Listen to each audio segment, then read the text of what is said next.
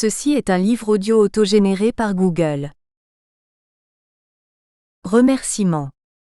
Cet ouvrage constitue le deuxième tome du titre Littérature et Management, paru au tournant des années 2017 et 2018. Comme le précédent, il voit le jour à la suite d'un appel à communication lancé à travers divers réseaux universitaires, parmi lesquels la GRH, Association française de gestion des ressources humaines, dont nous remercions chaleureusement la secrétaire et le président. Nous remercions les auteurs qui ont répondu à notre appel et nous ont confié un texte, certains points ES d'entre eux et elles pour la deuxième fois. La confection de ce volume doit beaucoup à notre collègue Rebecca Dicasson qui nous a prêté main forte et nous a, de plus, fait l'honneur d'une préface. Sans son appui, la parution aurait certainement pris un retard dommageable. Avec notre collègue, nous avons organisé un symposium au prochain congrès de l'AGRH qui aura lieu cette année même. Des textes de ce volume y seront présentés et discutés. Merci à Samantha Guénette et Paolo F. Ciortino d'avoir réalisé une fois de plus la couverture, comme à chaque fois depuis l'origine de la collection laquelle compte aujourd'hui une trentaine d'ouvrages. Fabien de Guezé et Alain Max Guénette, Paris et Vercorin, juillet 2021. Préface.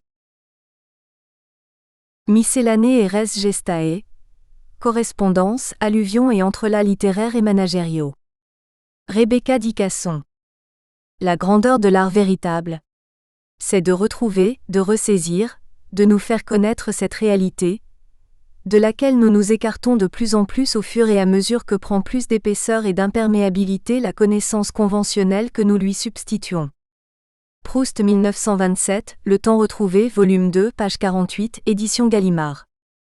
Comment ouvrir un ouvrage qui ambitionne de mettre en résonance deux termes, littérature, d'une part, et management, d'autre part, sans convoquer les réflexions de l'un de ceux qui s'est penché avec force analyse sur le travail d'écriture, en l'espèce Marcel Proust, dont l'étirement et la souplesse du verbe autorisent une flexibilité d'appréhension du sens face à un réel et à un vécu labile, qu'il s'agisse d'expériences personnelles singulières ou d'expériences collectives se révélant dans un univers social ISE accent aigu, donné. L'association entre littérature et management est au cœur de ce second opus, poursuivant ainsi un premier ouvrage collectif au sous-titre éloquent, le management comme roman et le manager comme romancier. Et c'est la délicate alchimie qui naît de leur rencontre que je vais tenter d'éclairer. À cet effet, mon propos sera structuré par une longue citation issue du dernier tome de l'œuvre de Proust, À la recherche du temps perdu, dont je distillerai les extraits séquentiellement, tels des escas ou des îlots jalonnant un archipel, pour ne pas tout dévoiler d'un seul tenant et permettre au lecteur de voguer vers une heureuse découverte progressive que je lui souhaite gourmande, de cette Madeleine littéraire, mais aussi pour mieux ménager les liens avec le management. Et la vraie vie, la vie enfin découverte et éclaircie, c'est la littérature, cette vie qui, en un sens, habite à chaque instant chez tous les hommes aussi bien que chez l'artiste. Mais il ne la voit pas parce qu'il ne cherche pas à l'éclaircir. Ressaisir notre vie, et aussi la vie des autres, car le style pour l'écrivain est une question non de technique mais de vision. Proust 1927, Le temps retrouvé, volume 2, page 48, édition Gallimard.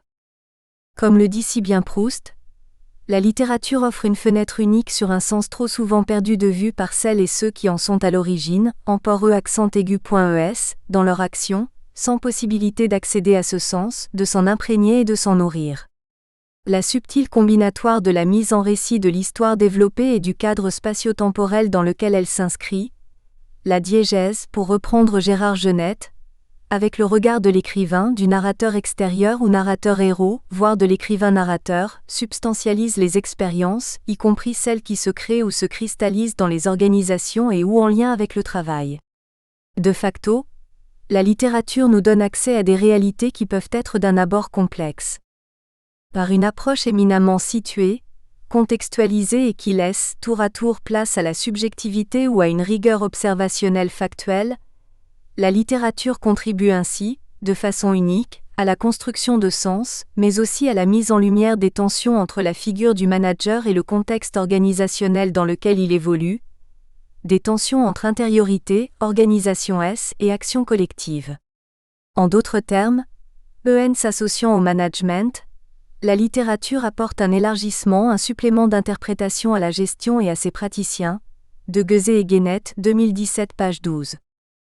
Le style de l'écrivain est la révélation, qui serait impossible par des moyens directs et conscients de la différence qualitative qu'il y a dans la façon dont nous apparaît le monde, différence qui, s'il n'y avait pas l'art, resterait le secret éternel de chacun. Par l'art seulement, nous pouvons sortir de nous, savoir ce que voit un autre de cet univers qui n'est pas le même que le nôtre et dont les paysages nous seraient restés aussi inconnus que ceux qu'il peut y avoir dans la Lune. Proust 1927, Le temps retrouvé, volume 2, pp 48 à 49, édition Gallimard. Dévoiler, comprendre, analyser la fabrique organisationnelle et managériale est loin d'être aisé tant le maelstrom des enjeux décisionnels, stratégiques, psychiques, comportementaux, relationnels, structurels, ainsi que la diversité des agencements organisationnels et des situations de gestion conceptualisées par Jacques Girin, rendent le déchiffrage du rébus managérial et organisationnel complexe, qui plus est lorsque viennent s'ajouter au tableau des mutations protéiformes des apostrophes. Ordre environnemental, organisationnel ou managérial, changement choisi ou subi, à la temporalité plus ou moins resserrée ou étirée, renforcée ou modulée par des chocs externes, économiques, sanitaires. Disjonction discursive, non-dit, silence, pause, dissemblance, vraisemblance, ressemblance, déviance, transgression, résonance, dissonance, détournement d'usage, contrefaçon, sublimation, paradoxe, coopération, trahison, coexistence de signifiants contradictoires, tropismes managériaux viennent teinter la res gestae, pour reprendre Armand Hatchuel, et sont autant d'aspects susceptibles d'être révélés par la mise en mots littéraires, les récits d'activité, la remémoration de l'altérité, de l'apostrophe, indiscipline, de la conflictualité, bref, par le foisonnant et éloquent florilège littéraire à la disposition des chercheurs.es et des praticiens.nes.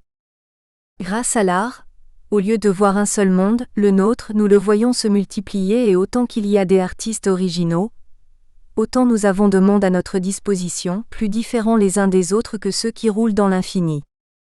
Proust 1927, Le temps retrouvé, volume 2, page 49, édition Gallimard. Par isomorphisme, la littérature permet d'une part de pointer toute la complexité de la quotidienneté organisationnelle, l'intrication des situations, et d'autre part d'amorcer des pistes prometteuses pour sortir de solutions stéréotypées. Ainsi, la littérature permet d'enrichir la compréhension du quotidien organisationnel, d'approfondir des thématiques de gestion parfois dévoyées, voire de mettre en mots une réalité managériale sujette à interprétation contradictoire. C'est ce que suggèrent, prises dans leur ensemble, les différentes contributions à ce second volume de littérature et management, qui, en puisant dans un prolifique kaléidoscope d'ouvrages et d'auteurs, un dédale de récits tantôt hétérodiégétiques, homodiégétiques ou autodiégétiques, une mosaïque de schémas narratifs variés, plonge le lecteur dans une diversité d'univers faisant écho à ces mondes évoqués par Proust. Et tout le reste est littérature. Verlaine 1884, Art poétique, jadis et naguère, page 25, édition Léon Vanier. La citation prise comme fil d'Ariane de ce propos liminaire articule donc trois thématiques conjointes. Premièrement, la littérature comme mode d'accès à un réel, qui peut être managérial et organisationnel.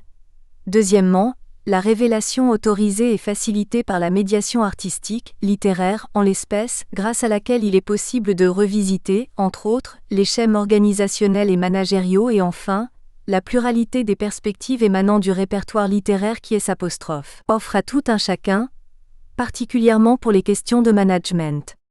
Ces trois axes ont jusqu'à présent été diversement déclinés tout au long des 2 tomes de littérature et management.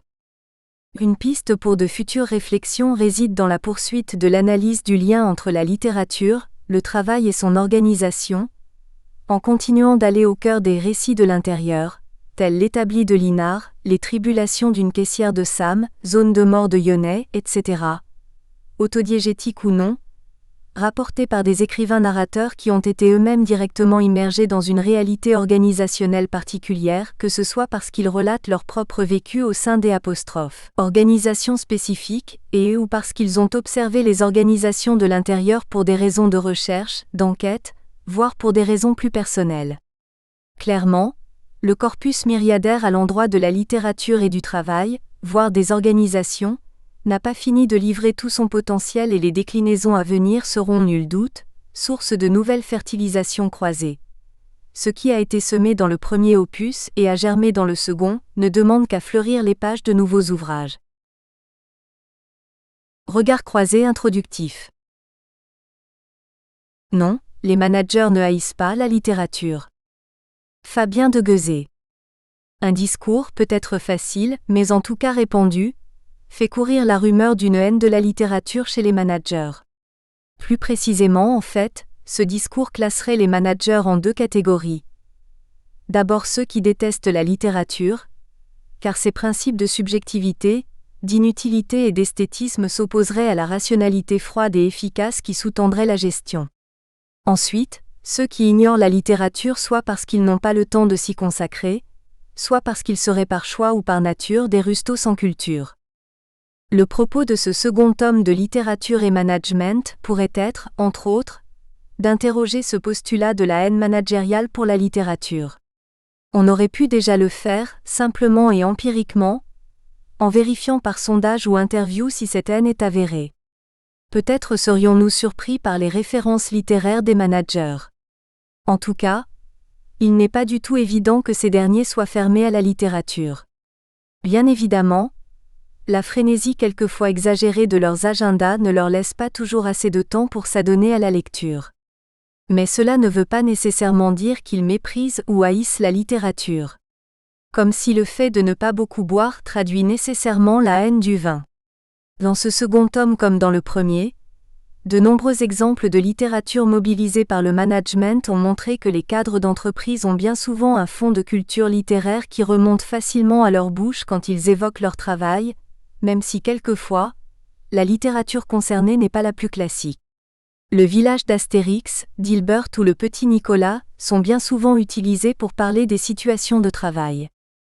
Postulée sans la démontrer, la haine managériale du management renvoie probablement davantage aux vieilles antiennes naïves opposant la culture à la technique. Les managers incarneraient alors l'archétype du technicien sans âme, contre lequel les tenants de la littérature trouveraient la distinction qui leur permettrait de renverser la pyramide de l'ordre social. On peut en fait, de manière plus intéressante, faire le postulat inverse et défendre que le management et la littérature sont profondément liés, voire que le management est une activité littéraire à tous les sens de cette expression. Manager, c'est avant tout raconter des histoires et créer des mondes à advenir en explorant les possibles au nom d'idéaux et bien souvent de critères esthétiques ou du moins formels. Les questions en effet de la forme et du style, voire du beau sont centrales en management. On peut penser par exemple aux formes organisationnelles, aux belles clôtures comptables, au style managérial. La pureté formelle des grilles d'analyse des consultants et l'importance du design et des illustrations sur les présentations PowerPoint des dirigeants inscrivent le projet managérial dans une exigence de beauté, même si on peut bien évidemment discuter la valeur de ce sentiment esthétique.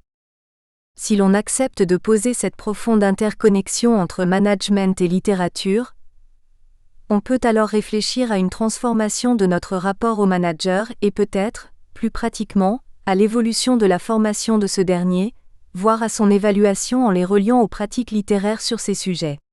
Quelle est la formation de l'écrivain ? Comment devient-on auteur ?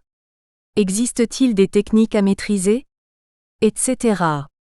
Ces questions, classiques en littérature, pourraient vraisemblablement renouveler les cursus pédagogiques en gestion.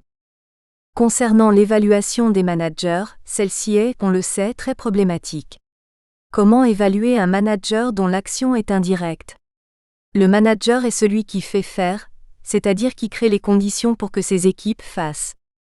Sa performance tient donc dans sa capacité à entraîner, à faire comprendre, à écouter et comprendre, etc.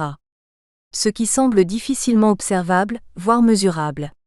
Or, relier cela à une posture d'auteur peut introduire une thématique peut-être féconde dans cette compréhension de la valeur managériale, celle de la critique littéraire. La longue tradition de la critique et du commentaire d'œuvres pourrait vraisemblablement renouveler notre manière d'observer les pratiques managériales en introduisant des outils rodés à l'analyse de production visant précisément à créer chez leurs lecteurs une transformation de leur vision du monde, une décharge affective, un plaisir de vie. Mesurer la performance managériale comme le ferait Sainte-Beuve ou Reich Ranicky pourrait être assez renversant. Pour conclure, s'il est difficile de vraiment croire au discours sur une haine de la littérature par les managers, on peut se demander si ce discours ne raconte pas plutôt une haine du management. Or, ce second tome de Littérature et Management est à l'opposé de cette posture. Il montre tout l'intérêt du management comme objet de littérature, comme créateur de littérature et comme littérature en soi. Finalement, ce dernier tome est une sorte de roman d'amour pour le management. Rachetez-vous Crapule. Alain Max Guénette. Dans un stimulant compte-rendu de ce que l'on n'imaginait pas encore être le premier tome de Littérature et Management, n'ayant alors pas encore décidé d'une suite au projet initial, Guylain Deslandes situait ainsi le propos de l'ouvrage. Le domaine du management doit-il se situer du côté des causes et des effets, comme on le pense généralement dans une visée mécaniciste de la gestion, ou bien du côté de l'interprétation des faits organisationnels au sens où, comme le rappelle Jean-Pierre Dupuis citant Adam Smith, l'économie est qu'une vaste scène de théâtre où la société se raconte des histoires sur elle-même. Le rédacteur et néanmoins collègue précisait que l'ouvrage renvoyait évidemment à la seconde option. Ce faisant, ajoutons dans le morceau cité le terme d'économie d'entreprise, autrement dit management, pour être comblé. Dans les lignes qui suivent, nous revenons au début de notre projet, avant de présenter à grands traits les contributions à ce volume et expliciter l'exhortation en titre de cette introduction. D'un volume à l'autre. Le présent ouvrage fait suite au volume portant le même titre, paru il y a près de 4 années sous l'impulsion d'un texte que James G. March nous avait confié grâce à l'entremise de Thierry Veil. Repris dans ce qui constitue maintenant le premier tome de Littérature et Management, le texte de J. March avait servi d'ouverture au volume. March considérait que dans le domaine de la chefferie, ou du leadership, les œuvres littéraires étaient riches d'enseignements plus que ce qui était raconté dans les ouvrages de management. Les textes les plus instructifs traitant de ces questions centrales liées à l'exercice du pouvoir sont ceux de Shakespeare, Molière, Ibsen, Tolstoï, Cervantes, Mann, Goethe, Akhmatova, Schiller, Stendhal, Kawabata, Shaw, James, Dostoïevski, Balzac et d'autres de même envergure. La grande littérature aborde ces questions avec plus de profondeur et de façon plus pérenne que n'importe quelle théorisation académique. Avec lui, éloignons-nous donc d'apports dans le domaine du management, pauvre souvent, risible parfois comme ce peut être le cas dans le champ du comportement organisationnel, tout en modèle autoréférent. Suivons la piste féconde de la littérature. Sophie Chabanel défendait elle aussi au début du premier tome l'intérêt de la littérature dans le cadre de la formation des managers. Le premier intérêt de ces œuvres littéraires est de nous ramener à l'essentiel, loin du jargon éphémère du management dans lequel un concept génial a tôt fait de chasser l'autre. Se replonger dans des textes vieux de 100 ans montre que le pilotage d'une entreprise a conservé en grande partie les mêmes fondations. Pour la formation des étudiants en management ou des professionnels de l'entreprise, ce détour par le roman a également l'avantage de développer culture générale et goût de la lecture, à une époque où beaucoup déplorent leur régression. Enfin, le regard sensible des écrivains favorise l'empathie, et donc la prise en compte de la dimension humaine du management qui pour le coup ne doit pas rester un banal effet de mode. Quoi de tel qu'un bon personnage de fiction pour se mettre à la place de l'autre ? Patron opérant une mutation stratégique, salarié en reconversion, entrepreneur dans les affres de la création ? Pourquoi les managers devraient-ils recourir à la littérature ? Chabanel et March y répondent et l'on pourrait insister. Parce que les managers sont censés gérer des hommes et des femmes, complexes par nature, et animer des équipes. La gestion est affaire de passion et d'émotion plus que de raison. Le plus grand mystère de l'homme, c'est l'homme lui-même, affirmait A. de Lamartine. La littérature permet un retour vers soi-même et vers les autres. Si tu veux faire de la philosophie, conseillait à Camus, commence par écrire des romans. Si les sciences humaines et sociales ont irrigué le champ du management depuis le début, il est temps que la littérature vienne leur prêter main forte. Ce volume complète le travail de lecture commencé dans le précédent. Passons en revue les 17 textes qui composent ce volume. Contribution. David Mello montre, à travers une œuvre d'Atrolope, Que le roman peut être un outil de connaissance, il s'intéresse au changement organisationnel. À la distance critique autrefois considérée comme seule démarche scientifique, il opte pour l'idée d'une critique s'installant au cœur même de l'expérience sociale ordinaire. Jocelyne Barrot et Gregor Bouville analysent une œuvre des Zola de 1902 à teneur utopique, et s'interrogent particulièrement, à partir d'elle, sur l'actualité de l'utopie dans la pensée contemporaine et les utopies concrètes nord-américaines des années 2010. Rebecca Dicasson présente une œuvre de David Nobbs dont la scène se situe au cœur de la crise sociale des années 1970 au Royaume-Uni. Il s'agit d'une fresque sociale et managériale en prise avec la dite crise. L'ouvrage est l'une des critiques les plus puissantes du consumérisme effréné et de la montée d'un managérialisme incontrôlé, crise existentielle de surcroît. Aurélie Pasquale expose les propos d'une auteure qui a eu accès à des études universitaires et se retrouve caissière dans un magasin d'alimentation dont elle signale les travers du management. Un texte analysé à l'aune des apports de la psychologie humaniste des années d'après la Seconde Guerre mondiale. Armand Brisquadio, en se basant sur 2 œuvres de carrière, montre que le management qu'il définit classiquement comme le fait d'entraîner, conduire et diriger peut être exercé pour le pire.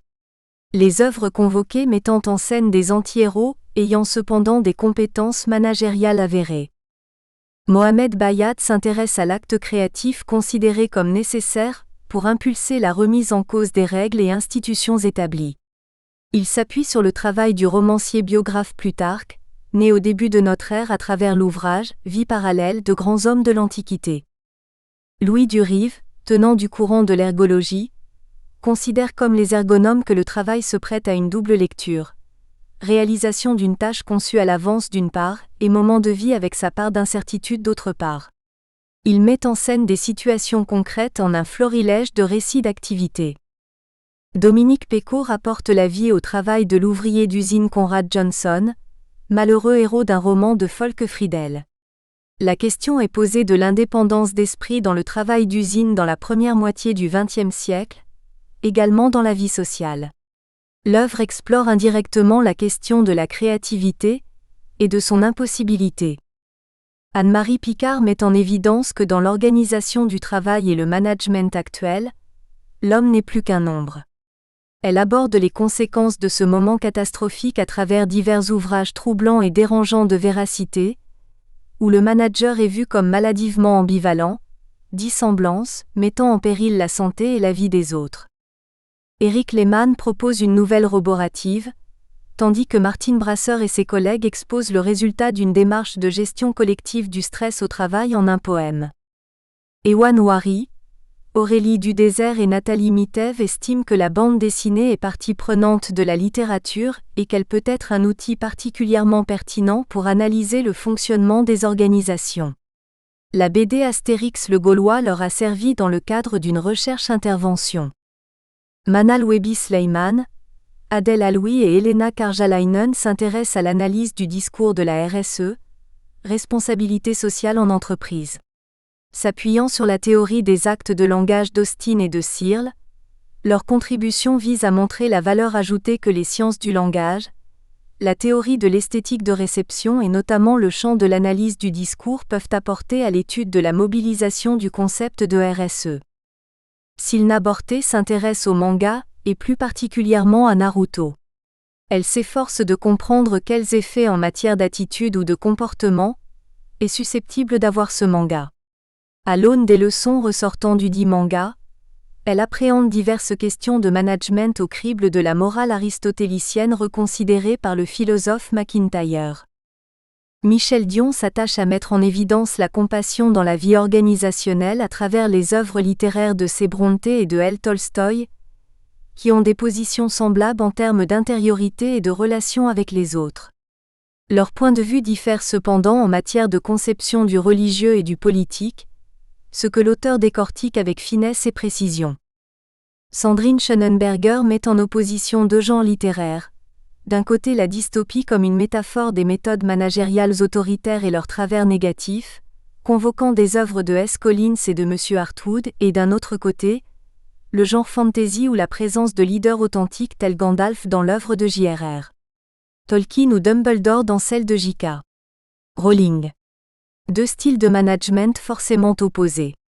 Sonia Floret et Judith Emery Bruno réfléchissent aux enjeux auxquels la figure du manager est associée dans la littérature de l'extrême contemporain, à partir d'un corpus de textes formé d'une part, d'un roman de Noël Revaz et d'un récit de Jean-Charles Masserat mettant en scène des héros repoussoirs, et d'autre part d'un texte de Daniel Canty qui fait entendre en contrepoint un personnage capable de transgresser les règles du profit économique. Lisez Crapule. Michel Moret fait incidemment allusion à l'exhortation prêtée à Baudelaire, lisez Crapule, la comprenant ainsi. En ne lisant pas, les chances de devenir une crapule sont plus grandes. L'éducation littéraire occupe une grande importance dans la formation des individus. Hélas, après les épreuves du baccalauréat ou de la maturité, les programmes de formation en management les ignorent. La capacité à imaginer l'expérience d'un autre, capacité que presque tous les humains possèdent à quelque degré, doit être largement développée et affinée si nous voulons espérer maintenir des institutions décentes, malgré les nombreuses divisions qui marquent notre société. Il serait salutaire de remettre la lecture au goût du jour, et d'en reconsidérer les moyens. La lecture permet de décrypter les relations sociales, avant d'être un divertissement plus ou moins sophistiqué, suggère Éric Méchoulan. En guise de post-scriptum, mentionnons un petit dialogue proposé par le cinéaste Jean-Luc Godard. Question du fils, père, quelle est la bonne méthode pour savoir si quelqu'un est fréquentable ? Réponse du père, il faut lui demander, qu'avez-vous lu ? Et s'il te répond Homère, Shakespeare, Balzac, l'homme n'est pas fréquentable. Par contre, s'il te répond qu'entendez-vous par lire ? Alors tout est permis. En attendant, vous qui menez la vie impossible à vos congénères, lisez pour vous racheter. Première partie. Du changement et des hommes. La réforme d'une institution ecclésiale vue par Anthony Trollope dans Barchester Towers. David Mello. Dans son livre Barchester Towers, 1857, le grand romancier victorien Anthony Trollope évoque de manière approfondie les enjeux qui se nouent autour d'un processus de réforme religieuse engagé par le pouvoir politique dans l'Angleterre du XIXe siècle. Il s'attache tout particulièrement au destin de personnages de l'institution ecclésiale d'État, l'Église anglicane, à la mort de l'évêque de Barchester. Dans la continuité de la perspective esquissée lors d'un précédent travail, Mello 2017, le présent texte s'adosse à des fondements épistémologiques qui conduisent à appréhender le roman comme outil de connaissance. Il s'avère en effet qu'avec l'avènement des sociétés modernes, largement concomitante d'ailleurs de l'avènement du roman moderne lui-même, la distance critique ne caractérise pas seulement la démarche de connaissance scientifique, mais encore s'installe en quelque sorte au cœur même de l'expérience sociale ordinaire, Dubay 1994, bien au-delà donc des seuls savants. De ce point de vue, il apparaît d'ailleurs que le projet romanesque et l'entreprise sociologique ont entretenu au XIXe siècle d'évidentes affinités électives, à travers une volonté commune de connaissance et d'élucidation des phénomènes historiques et sociaux, et singulièrement la convergence autour d'un essai d'interprétation des conduites humaines donnant un rôle déterminant au positionnement et aux milieux sociaux. Barrère et Martuccelli 2008. Ce sont d'ailleurs plus largement les sciences sociales qui se trouvent concernées par cette proximité avec la littérature, autorisant à ne pas réduire cette dernière au champ de l'imaginaire pour prendre au sérieux ses apports multiples et décisifs à la compréhension du social au sens large. Prolongeant les réflexions pénétrantes de Jacques Rancière, 1992, sur les relations et connexions entre histoire et littérature, Yvan Jablonka, 2014, théorise sur l'ambition de connaissance du réel portée par la littérature. Il fait pour cela retour sur la révolution copernicienne opérée en cette matière par le roman réaliste du XIXe siècle, qui en pose les fondations et en assoit tout à la fois la légitimité et la pertinence. Il en résulte une épistémologie de l'exemplarité, qui typifie des personnages, Jablonka, Opsite, explore et éclaire leurs délibérations, émotions ou dilemmes personnels au prisme des situations qu'ils rencontrent, des interactions qu'ils nouent ou ont nouées, de l'intrigue dans laquelle ils se trouvent pris, Barrère et Martuccelli 2009. Si le XIXe siècle constitue un temps séminal pour ce sillon singulier et puissant creusé par la littérature, via le roman balzacien par exemple, lui-même héritier de la révolution scotienne Jablonka, Opsite, Il reste que ce processus se poursuit au-delà de ce turning point, si bien que ce sillon demeure de toute évidence à l'œuvre aujourd'hui de manière forte, à travers par exemple le roman contemporain, même si l'on fait exception de quelques remarquables écrits, dont les travaux cités ci-dessus d'. Anne Barrère et Danilo Martuccelli, d'un côté, et d'Ivan Jablonka de l'autre, la sociologie et les sciences sociales semblent moins se nourrir de et dialoguer avec cette littérature à visée explicite de connaissance du réel. Quoi qu'il en soit, le roman de Trollope intitulé Barchester Towers procède de manière notoire de cette ambition et s'insère d'ailleurs dans un cycle plus large, les Barsetshire Novels, vaste édifice qui entreprend de donner à voir et à représenter le monde clérical anglican dans l'Angleterre du XIXe siècle. De ce point de vue savant, le roman présente de nombreux intérêts. Tout d'abord, Trollope met en évidence les enjeux de pouvoir au cœur de la succession à la chaire épiscopale de Barchester, et qui tente à apparenter l'institution religieuse à un champ de bataille et de conflit. Ce faisant, et c'est là un second aspect que nous développerons, il explore également d'une manière particulièrement féconde les enjeux classiques qui se nouent autour de la modernisation d'une organisation, tout en demeurant attentif aux traits singuliers pris par ces enjeux en ces terres religieuses où le registre du symbolique, sous les espèces notamment du magistériel, occupe une place particulièrement éminente. En troisième et dernier lieu, le roman tire son intérêt pour les sciences sociales de ce qu'il met résolument en scène le clivage résultant de la promotion du changement, qui oppose respectivement les partisans du changement, les libéraux, et les réfractaires à celui-ci, les conservateurs. Le livre conduit dès lors à un intéressant réexamen de la question de la résistance au changement. Au-delà de la foire aux vanités, des enjeux de pouvoir moins politiciens que politiques. Le livre s'intéresse avec finesse et profondeur aux enjeux de pouvoir au sein de l'institution ecclésiale anglicane. L'intrigue s'y prête, qui s'ouvre sur le décès de l'évêque de Barchester et se penche sur sa succession et ses suites. Des ambitions et ambitieux certes. À un premier niveau de lecture, ces questions sont affaires de personne. Le docteur Grantley, archidiacre, entend bien prendre la suite de son défunt père et tente ainsi de faire valoir la légitimité de sa candidature auprès des autorités politiques. Le romancier s'appesantit sur ses tourments intérieurs, lors du temps de recueillement auprès du corps désormais inanimé de son défunt père. Il se trouve en effet soumis à une sorte d'injonction paradoxale, entre la nécessité morale d'endosser avec la plus grande décence son rôle de familier endeuillé, et la pression tout aussi prégnante qu'exerce en son fort intérieur l'ambition de devenir évêque. Il redoute ainsi de perdre la course à la succession, alors qu'un changement de Premier ministre semble imminent qui pourrait compromettre ses chances. Toutefois, l'esprit de l'archidiacre avait déjà quitté la chambre mortuaire et se trouvait maintenant dans le bureau du Premier ministre. Il s'était résolu à prier pour la vie de son père, mais maintenant que celle-ci s'était envolée, le temps était trop précieux pour le perdre. À quoi bon s'attarder à des considérations sur la mort de l'évêque, risquer de perdre tout pour affecter des sentiments stupides?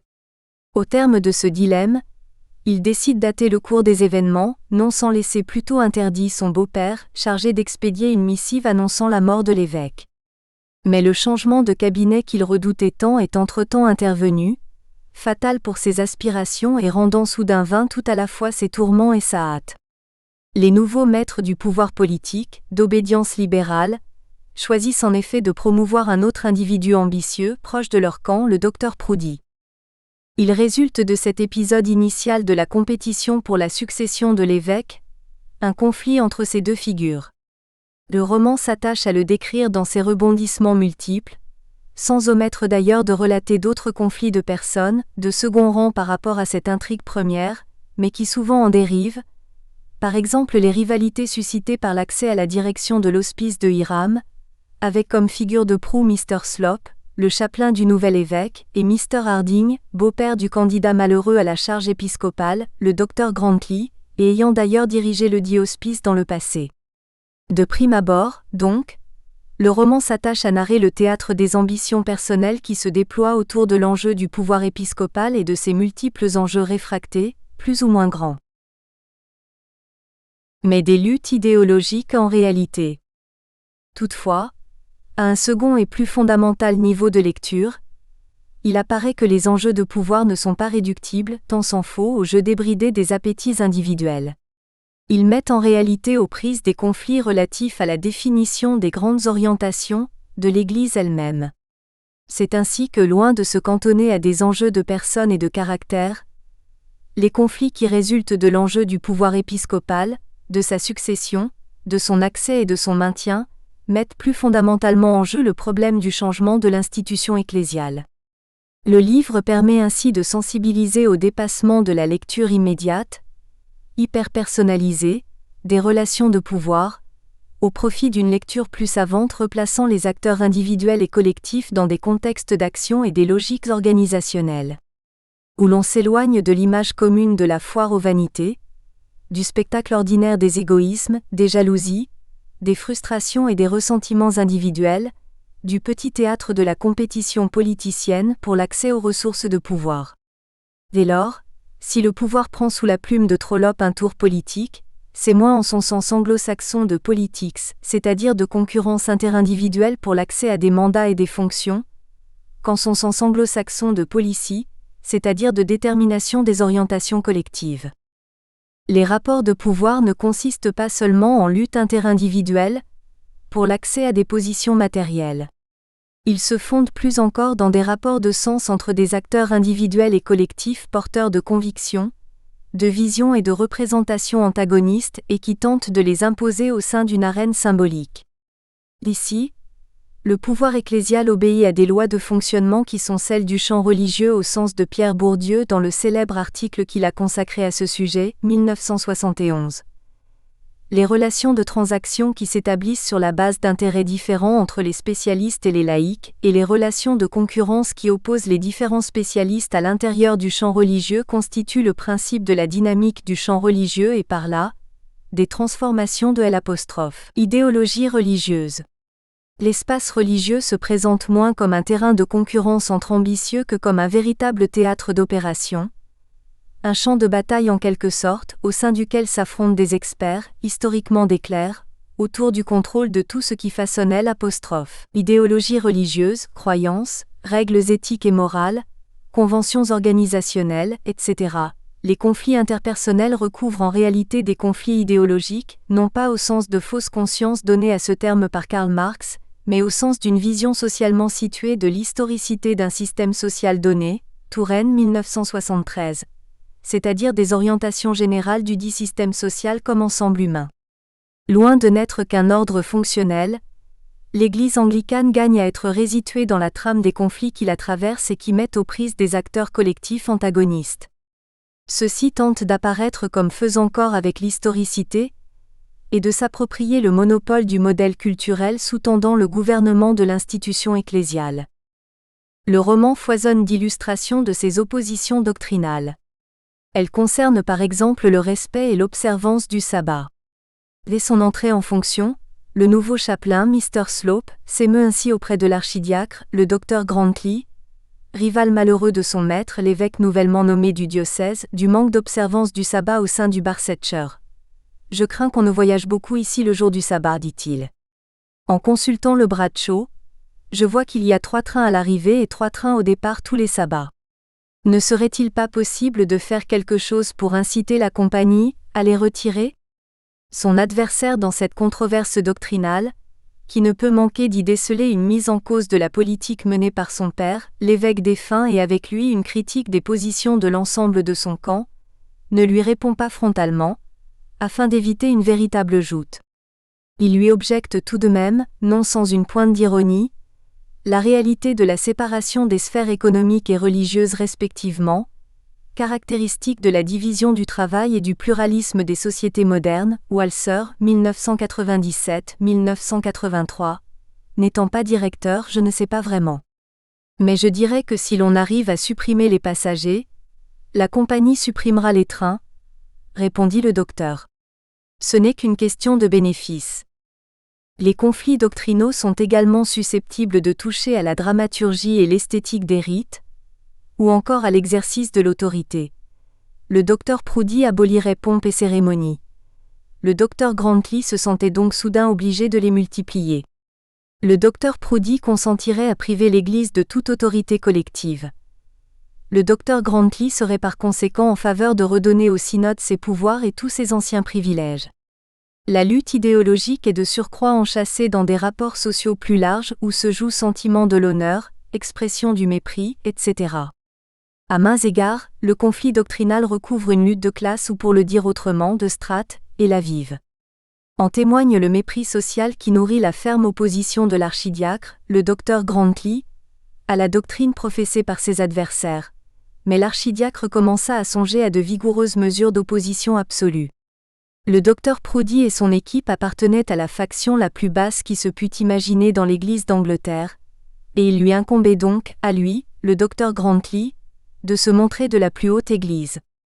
Tout se passe comme si la classe dirigeante traditionnelle au sein de l'organisation se trouvait confrontée à une contestation de son pouvoir tant matériel que symbolique, par une classe de réformateurs promouvant le changement et aspirant à accéder à la direction des affaires religieuses. Retour sur le changement dans les organisations, au prisme du cas d'une institution religieuse. Se dessine ainsi la problématique classique de la réforme, de la modernisation des organisations, de la conduite du changement, des réactions qu'il suscite. Problématique classique pour le spécialiste des organisations, mais qui trouve ici une configuration singulière, dans la mesure où l'organisation concernée constitue une institution religieuse. Entre dysfonctionnement bureaucratique et entreprise symbolique. À ce titre, elle engage de fortes dimensions symboliques et les rapports de pouvoir qui s'y développent touchent autant à des dimensions territoriales qu'à des dimensions magistérielles. Pallard, 1985. Le changement touche à la fois à des fonctionnements bureaucratiques et au maniement de symboles. L'institution ecclésiale constitue de toute évidence une bureaucratie articulée notamment autour d'une régulation à partir de règles abstraites, d'une centralisation des processus décisionnels et de l'existence de multiples strates hiérarchiques. Le livre en dépeint les dysfonctionnements quotidiens et éclaire ainsi des phénomènes que la sociologie du phénomène bureaucratique, en particulier les travaux de Michel Crozier et de son équipe, mettra en lumière et théorisera au XXe siècle, Crozier et Friedberg, 1977. La multiplicité des strates hiérarchiques apparaît dans le roman à la fois comme le quotidien de l'institution, et comme ce qui complexifie la conduite du changement. Il en va ainsi de la nomination d'un nouveau directeur à la tête de l'hospice de Hiram, qui ne met pas en jeu qu'une question de personnes et de profils individuels, mais plus encore la réforme de cet hospice pour mettre un terme à des fonctionnements attenant à la sinécure largement brocardés d'ailleurs dans l'espace public. Nous allons y revenir plus avant lorsqu'il s'agira d'évoquer la problématique de la rationalisation de l'organisation, dans un contexte de sécularisation, confère le suivant, rationalisation de l'institution et sécularisation. Sans par conséquent développer trop longuement et de manière redondante ce point, nous pouvons simplement dire que le changement dans la direction, au double sens de personne et d'action, de l'hospice se trouve très vite pris dans des imbroglios qui tiennent notamment à la multiplicité des strates hiérarchiques qui y prennent part, les conflits à un niveau donné, par exemple entre le nouveau chapelain, Mr. Slop, et le beau-père de L', archidiacre, Mr. Harding, se rejoignant selon des modalités quelque peu distinctes à un échelon supérieur, ici entre le nouvel évêque, le docteur Proudy, et son rival malheureux, le docteur Grantley. Au fond, et nous retrouvons là une découverte célèbre de la sociologie des organisations, les tensions observées à une échelle donnée se retrouvent à une échelle plus haute, donnant lieu à des jeux fermés et très déterminés typiques des bureaucraties, Crozier et Friedberg, Opsit, et pesant sur la conduite du changement. Mais les institutions ecclésiales ont ceci de spécifique, qu'elles ne se présentent pas seulement comme des organisations plus ou moins bureaucratisées, mais sont dotées d'un pouvoir symbolique, une autorité magistérielle, qui se situe sociologiquement sur un autre plan, celui de l'entreprise symbolique ayant vocation à exercer une autorité sur des consciences au-delà des frontières de l'organisation, Pallard, Opsit. Dès lors, la conduite du changement ne concerne donc pas que les membres stricto sensu de l'organisation, mais affecte plus largement des symboles qui circulent dans des espaces sociaux bien plus larges, en l'occurrence la société anglaise tout entière. En ce sens, les différends autour du changement de l'organisation s'apparentent dans le même temps à des luttes de portée bien plus générale, attenant par exemple à tout ce qui est humain et à la vision qu'on peut en avoir. C'est ainsi que les conservateurs regroupés autour du Dr Grantley qui apparaissent comme résistants au changement impulsé par les libéraux rassemblés derrière le nouvel évêque de Barchester, le Dr Proudy, apparentent leur conduite à un combat de type magistériel contre le règne de la seule rationalité instrumentale et la déshumanisation qui en résulte. En d'autres termes, dès lors que l'on tient pour un fait cette spécificité de l'institution ecclésiale comme combinaison d'un pouvoir hiérarchique et d'un pouvoir magistériel, la problématique de la réforme du microcosme que constitue le siège épiscopal du Barsetshire dépasse de loin ce cadre et relève simultanément d'une affaire morale générale qui interpelle le macrocosme que constitue la société dans son ensemble elle-même. Rationalisation de l'institution et sécularisation. À ce titre également, la rationalisation dont l'institution ecclésiale fait l'objet comme organisation se redouble d'un processus symétrique de sécularisation propre à l'univers de sens religieux qui est le sien et s'étendant à la société.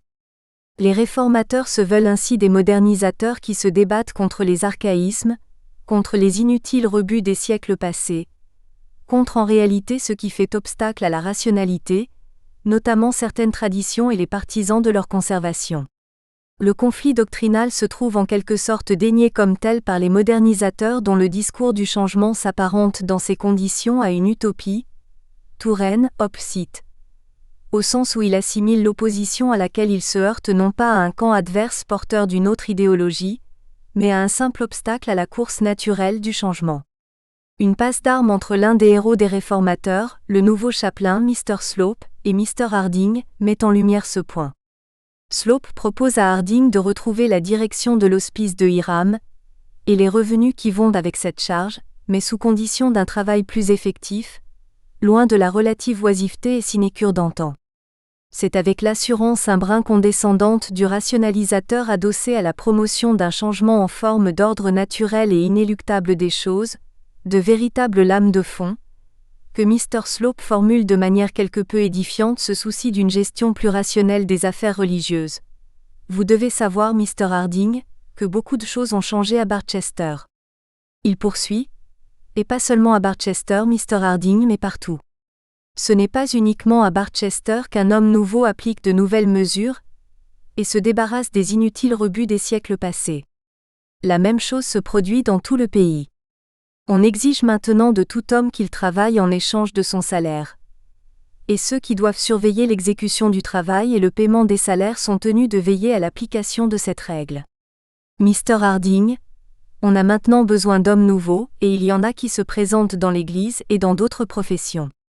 Les réformateurs s'apparentent ainsi à des modernisateurs qui promeuvent une prise de distance par rapport aux traditions, au profit d'une conception finalement plus sécularisée du religieux, de l'institution et de sa place au sein de la société, processus en cours au XIXe siècle et qui participe plus largement de ce désenchantement du monde comme inscrit génétiquement selon Marcel Gauchet, 1985, dans cette religion de sortie de la religion que constitue à ses yeux le christianisme. Un nouveau regard sur les résistances au changement. Par ailleurs, le roman met en scène le clivage résultant de la promotion du changement, qui oppose les partisans du changement, les libéraux, et les réfractaires à celui-ci, les conservateurs. Le livre conduit dès lors à un intéressant réexamen de la question de la résistance au changement. C'est un fait acquis des travaux scientifiques que la résistance au changement constitue souvent le stigmate dont les acteurs conduisant le changement affublent ceux auxquels il s'impose, et qui ne le vivent pas nécessairement avec le même enthousiasme. Mais qu'en est-il lorsque, comme c'est le cas dans le livre, ceux qui sont stigmatisés comme tels revendiquent dans le même temps leur opposition au changement et en font leur étendard? Faut-il y voir l'expression d'un ritualisme Merton 1965-1949, ou d'un cercle vicieux bureaucratique Crozier et Friedberg 1977? Comment comprendre ces acteurs, leur conduite et leur stratégie? Trollope contribue ainsi à une sociologie du conservatisme, qui cherche à lui rendre son intelligibilité et sa logique sans l'enfermer et le réduire a priori à une étiquette stigmatisante d'attachement quelque peu fétichiste et, disons-le, irrationnel, à un passé révolu. On ne saurait y voir une manifestation de ce ritualisme si bien dépeint par le grand sociologue américain Merton, et qui conduit à agir en dissidence avec les buts considérés comme désirables à un moment donné au sein d'un ensemble social, tout en mettant en œuvre les moyens jugés acceptables au sein du dit ensemble en termes de modalités concrètes d'action. Les conservateurs se présentent au contraire comme porteurs d'une éthique de la conviction forte, qui les conduit à remettre en cause tant les objectifs que les moyens. Ils ne sauraient de même être réduits à une sorte d'expression inévitable de ces fameux cercles vicieux bureaucratiques repérés et analysés par Crozier et son équipe. L'existence de ces conservateurs revendiqués comme tels ne pointe pas vraiment dans le livre une incapacité de la bureaucratie ecclésiale à se réformer. Si le conservatisme consiste notamment en une défense de l'institution en tant que telle, il n'en demeure pas moins que, tout comme leurs adversaires libéraux, ils sont d'abord agis par la quête d'une religiosité authentique. En d'autres termes, et c'est là un premier constat important que le livre invite à faire, on aurait tort de peindre l'affrontement libéraux versus conservateurs comme celui de deux camps irréconciliables et totalement étrangers l'un à l'autre. Ils partagent en réalité une même aspiration, qui fait figure ainsi d'enjeux communs par-delà les controverses et les différends, celle de la recherche des voies d'une expression religieuse authentique. Ils se séparent toutefois, quant à la caractérisation des dites voies. Dans cette perspective, il est vrai que les conservateurs nouent un rapport étroit et privilégié à la tradition. Contre les réformateurs qui considèrent que la source de l'autorité et plus largement de l'action religieuse est localisable dans une disposition intérieure et personnelle, les conservateurs soutiennent quant à eux que seul l'appui sur la tradition, entendue comme une chaîne humaine et institutionnelle quasi immémoriale et qui renvoie concrètement dans le livre à la référence à l'inscription de la succession apostolique dans la longue durée des siècles passés, peut donner toute sa légitimité à l'autorité et l'action religieuse. C'est au fond la querelle de la tradition, incarnée en quelque sorte dans l'extrait qui suit par Mr. Arabin, contre l'individualisation, incarnée ici par Mr. Slope. Et la guerre reprit joyeusement son cours. Mr. Slope déclara que la consécration d'un ecclésiastique tenait surtout à l'attachement intérieur de l'homme aux tâches de son ministère. Mr. Arabin soutenait qu'un homme n'était pas du tout consacré, et même n'avait aucun des attributs de l'ecclésiastique, s'il ne l'était pas par l'imposition des mains de quelque évêque, consacré lui-même évêque par l'imposition d'autres mains, et ainsi de suite en ligne directe jusqu'à l'un des apôtres. Il en résulte entre les deux camps un jeu d'accusation et de stigmatisation croisés, comme en miroir. Les libéraux reprochent aux conservateurs de ne pas être loin de tomber dans le cloaque romain, alors que de manière tout à fait symétrique les conservateurs leur reprochent de ne pas être loin de devenir des infidèles. Dans l'espace religieux en conflit cartographié par le roman, le conservatisme correspond à une position contestée, dans la lutte de position entre spécialistes à l'intérieur du champ religieux. Les conservateurs ne sauraient pour autant être réduits à d'éventuels perdants frustrés de la marche du changement, cultivant une image décliniste de l'institution ecclésiale, et plus largement de la société qui correspond à leur propre position elle-même déclinante à l'intérieur du champ religieux. Leur discours décliniste peut en effet être lu comme une thématisation classique émanant des élites ou classes dirigeantes contestées dans leurs prérogatives en termes de décadence morale, et qui peut les conduire par exemple à fustiger avec mépris la vulgarité des mœurs des nouveaux maîtres de l'institution. Mais il peut également être lu, et c'est ce à quoi nous invite Trollope, comme un combat moral contre l'avènement et la domination de la rationalité instrumentale au sein globalement des sociétés modernes et donc à l'intérieur de l'institution ecclésiale. Au fond, et comme nous avions pu le saisir dans un texte précédent sur The Way We Live Now du même Anthony Trollope, Mello cite, tout se passe comme si le camp conservateur était dépeint par Trollope comme conduisant le combat contre l'impérialisme de la rationalité instrumentale, au nom d'une sorte d'irrédentisme moral. Walser, 1997-1983. Des valeurs humaines opposées à la lame de fond de la rationalisation et du monde froid, calculateur, impitoyable et cynique, celui de l'intérêt et de l'argent qu'elle concourt à faire advenir. C'est ainsi que lors d'un échange avec son beau-père Mr. Harding, l'archidiacre, le docteur Grantley, tente de convaincre ce dernier de revenir sur sa décision de ne pas prendre à nouveau la direction de l'hospice de Hiram. Pour ce faire, à Harding qui réduit cette question à un enjeu d'argent, Grantley la lui présente à contrario comme un impératif moral pour quiconque entendrait ne pas permettre au camp des libéraux, et singulièrement aux Slope et consorts, de ruiner dans leur entreprise réformatrice ce qui reste de valeurs humaines fondamentales, telles que l'honnêteté. Si les hommes honnêtes ne se chamaillaient pas pour de l'argent, dans ce vilain monde qui est le nôtre, les hommes malhonnêtes s'empareraient de tout. Et il ne me semble pas que la cause de la vertu s'en trouverait renforcée. Non, nous devons nous servir des moyens dont nous disposons. Si nous poussions votre argument à ses limites, nous pourrions abandonner jusqu'au dernier shilling les revenus de l'Église, et je présume que vous n'êtes pas prêt à affirmer que l'Église sortirait renforcée de ce sacrifice. Au fond, le livre souligne ici un constat sociologique fondamental: celles et ceux qui ne se plient pas totalement au changement, qu'ils soient conservateurs ou à l'inverse révolutionnaires, ont ceci de commun que dans nos sociétés modernes ils combattent tous deux contre ce qui leur apparaît comme l'impérialisme sans limite de la raison instrumentale. Conclusion: le changement au sein des organisations dans tous ses états. Explorant les enjeux qui se nouent, à partir d'une intrigue initiale sur la succession épiscopale, autour de la question du changement de l'institution ecclésiale, Anthony Trollope manifeste une fois de plus toute la fécondité de la démarche romanesque comme médium de connaissance et de compréhension du réel. Ce faisant, le livre Barchester Towers présente une acuité certaine pour le ou la spécialiste des organisations.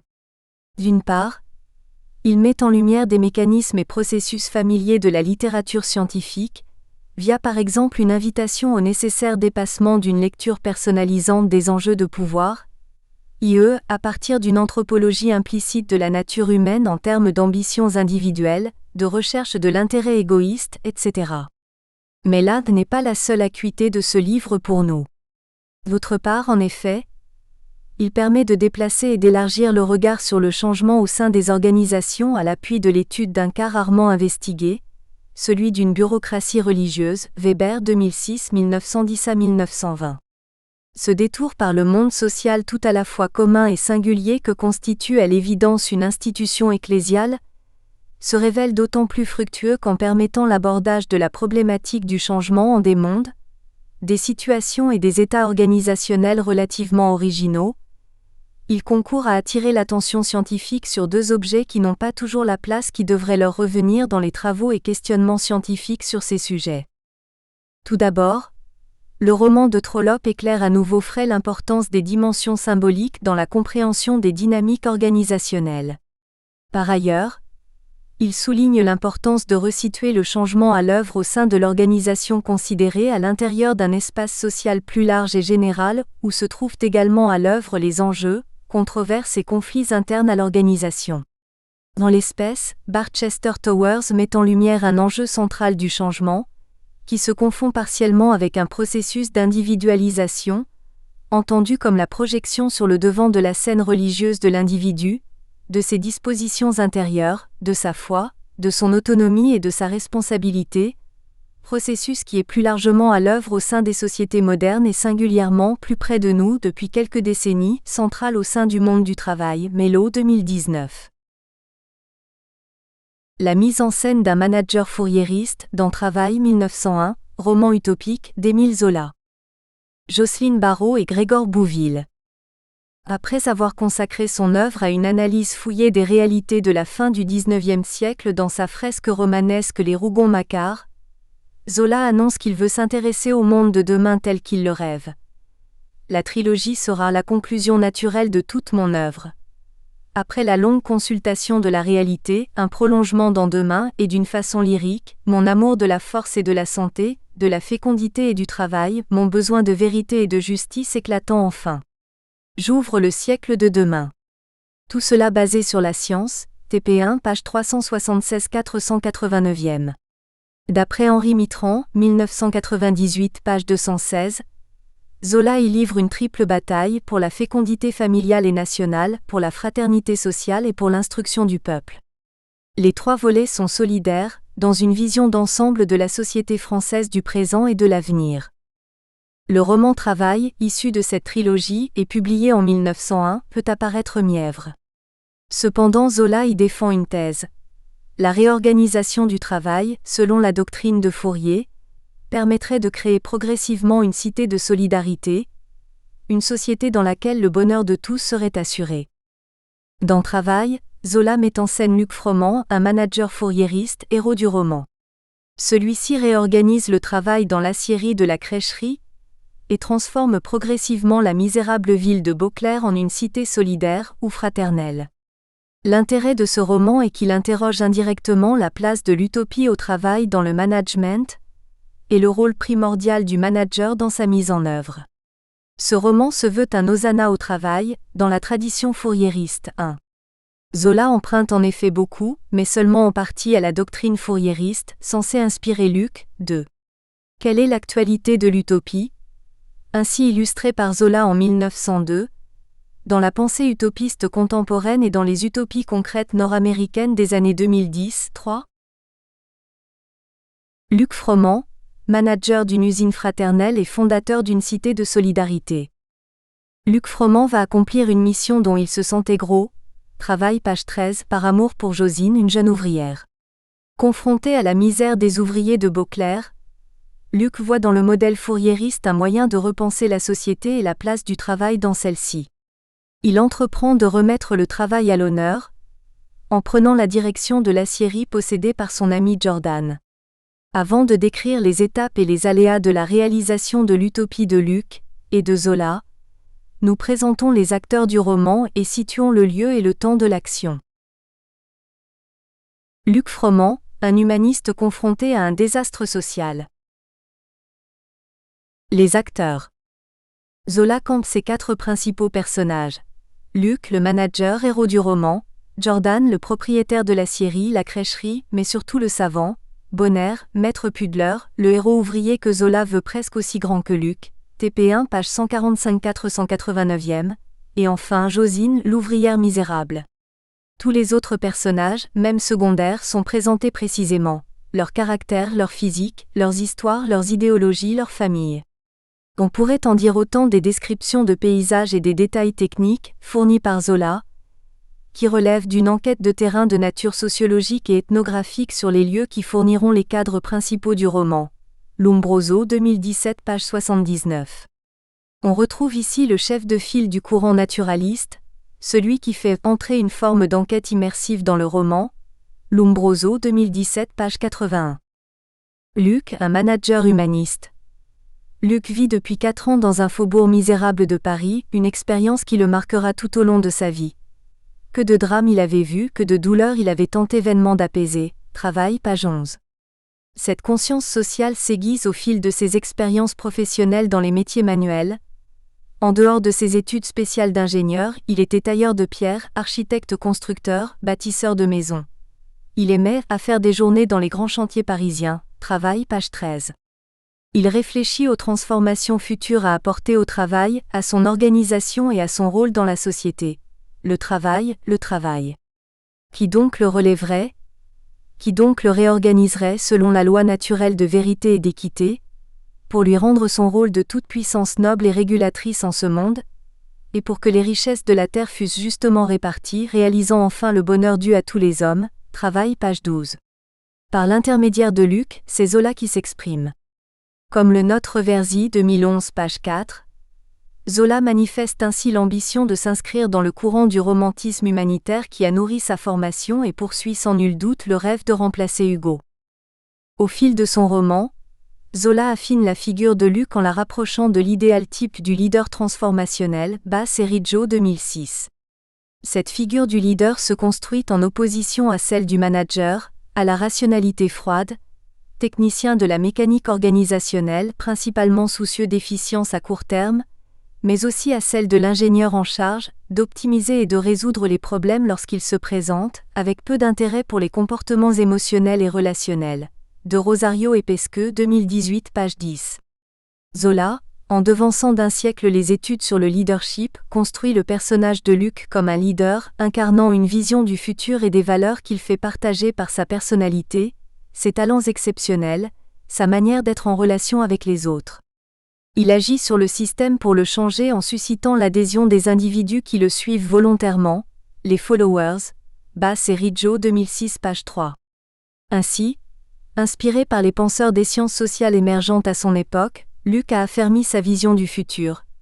Il connaissait les pages maîtresses de la plupart de ses ouvrages. Tous les philosophes sociaux, tous les précurseurs, tous les apôtres du Nouvel Évangile se trouvaient là. Fourier, Saint-Simon, Auguste Comte, Proudhon, Cabet, Pierre Leroux, d'autres encore, la collection complète jusqu'aux plus obscurs disciples. Travail page 164. Luc analyse les méfaits du salariat.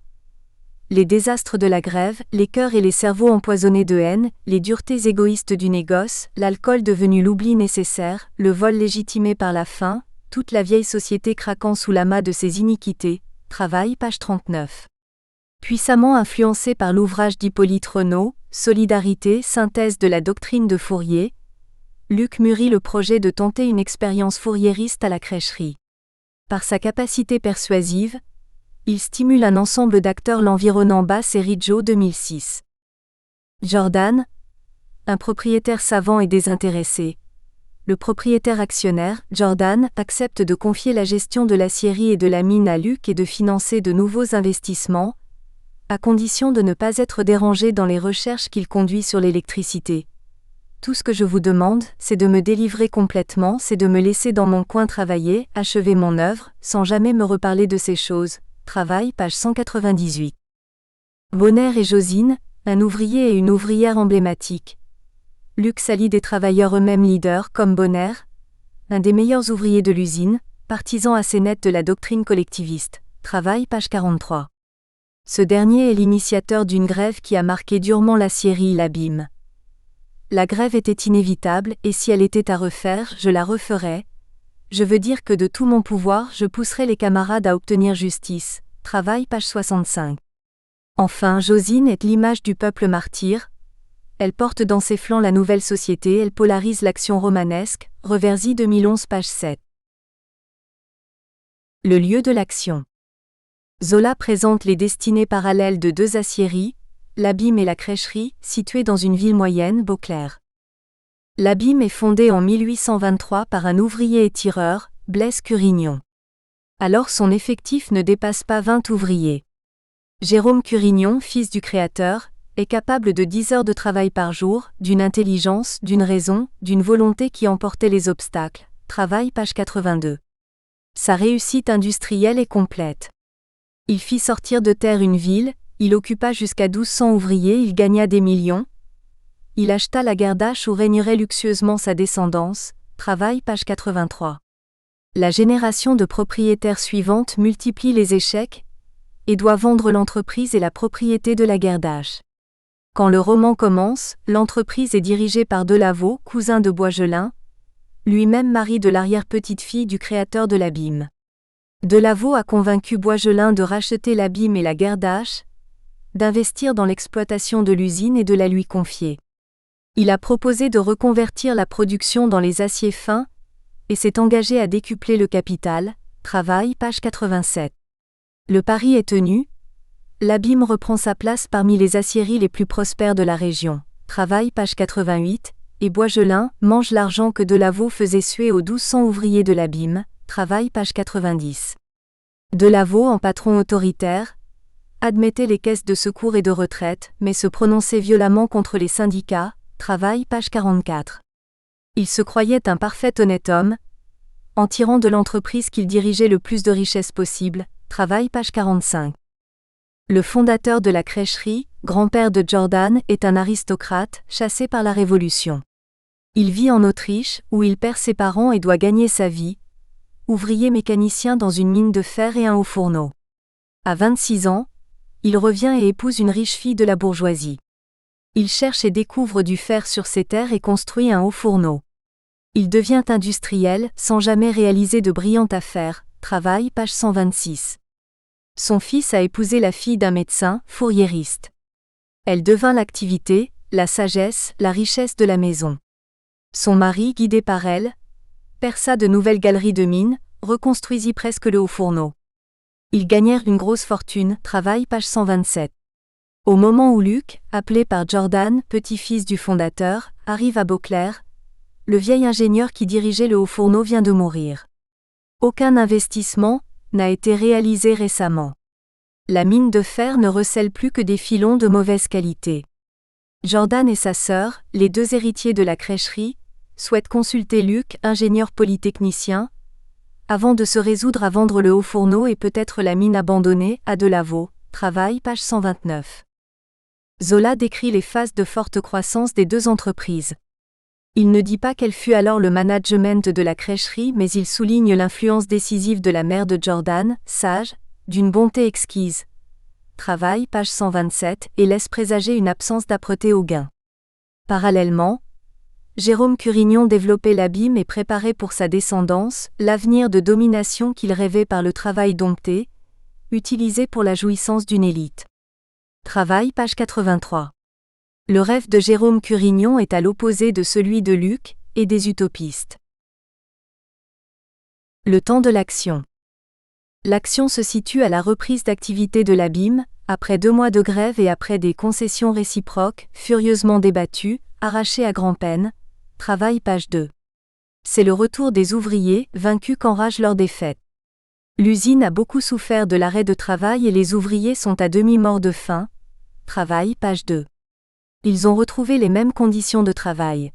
Les équipes de jour et de nuit qui se succèdent, les fours qui ne s'éteignent jamais, la chaleur, la poussière, le vin consommé en grande quantité, 3 à 4 litres par jour pour affronter la chaleur des fours. Zola insiste sur l'aliénation de l'ouvrier de l'abîme. Ah, cette misère du travail, l'homme changé en loup par la besogne écrasante, injuste, par le pain si dur à gagner et que la faim se dispute. Travail, page 10.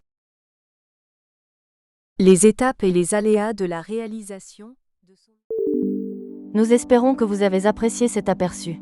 Pour continuer à écouter ce livre audio sur Google Play Livres, utilisez le lien dans la description de la vidéo.